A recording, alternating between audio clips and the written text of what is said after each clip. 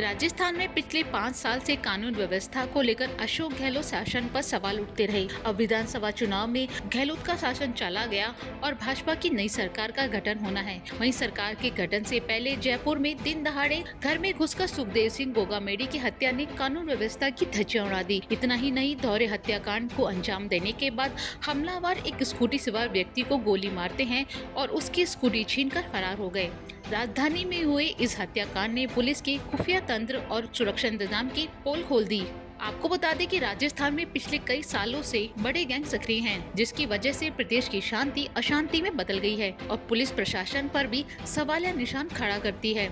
यहाँ आनंद पाल gang, Raju Theth gang, Lawrence Bishnoi gang, Sampat Nehra gang और Laden gang के नाम शामिल हैं। गैंगस्टर आनंद पाल का सालों पहले ही भले एनकाउंटर हो गया हो, लेकिन आज भी आनंद पाल गैंग के सदस्य सक्रिय हैं। वहीं आनंद पाल के एनकाउंटर के बाद राजू ठेठ का एक छत्रराज हो गया, लेकिन दिसंबर 2022 को राजू ठेठ पर विद्रोह गैंग ने गोलियां बरसा दी, जिसमें उसकी मौत हो गई। वहीं आनंद पाल के एनकाउंटर के बाद राजस्थान में लॉरेंस बिश्नोई गैंग तेजी से सक्रिय हुई।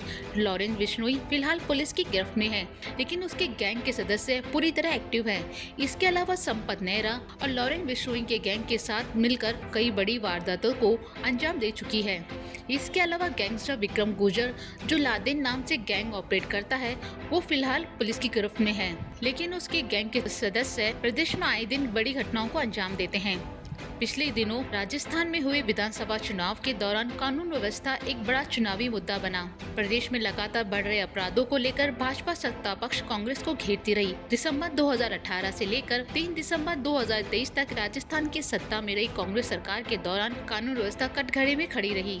प्रदेश के मुख्यमंत्री रहे अशोक गहलोत ने गृह मंत्री का जिम्मा किसी को नहीं दिया। मुख्यमंत्री के पद के साथ वित्त और गृह विभाग सहित 17 विभाग गहलोत ने अपने पास रखे। विपक्ष का आरोप था कि गहलोत अन्य कार्यों में व्यस्त रहते हैं, इसी कारण वो प्रदेश में बढ़ रहे अपराधों को रोकने और कानून व्यवस्था बनाए रखने में नाकाम रहे हैं। इसी के चलते इन चुनावों में जनता ने कांग्रेस को नकारा और भाजपा पर भरोसा जताया। भाजपा को बहुमत तो मिल गया, लेकिन फिलहाल नई सरकार का गठन नहीं हुआ है। ऐसे में नई सरकार बनने से पहले ही कानून व्यवस्था एक बड़ी चुनौती बन गई है। अब अशोक गहलोत मुख्यमंत्री पद से इस्तीफा दे चुके हैं, लेकिन नई सरकार के गठन तक राज्यपाल ने उन्हें मुख्यमंत्री रहने और काम काज संभालने का जिम्मा दिया है, लेकिन प्रशासनिक शक्तियां राज्यपाल के अधीन हैं। इस दोहरे हत्याकांड के बाद राज्यपाल कलराज मिश्र ने पुलिस महानिदेशक अमित मिश्रा को तलब किया। मिश्र ने इस हत्याकांड पर त्वरित संज्ञान लेते हुए अपराधियों के खिलाफ कड़ी और प्रभावी कार्रवाई करने के निर्देश दिए। लेकिन अब यहाँ देखने वाली बात होगी कि भाजपा का सीएम बनने के बाद प्रदेश की कानून व्यवस्था में सुधार हो पाएगा या नहीं।